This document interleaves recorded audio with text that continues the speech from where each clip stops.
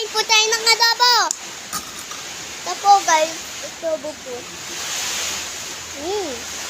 Yummy. Adobo po guys to. Pansensya na po guys, malakas po yung ulan dito.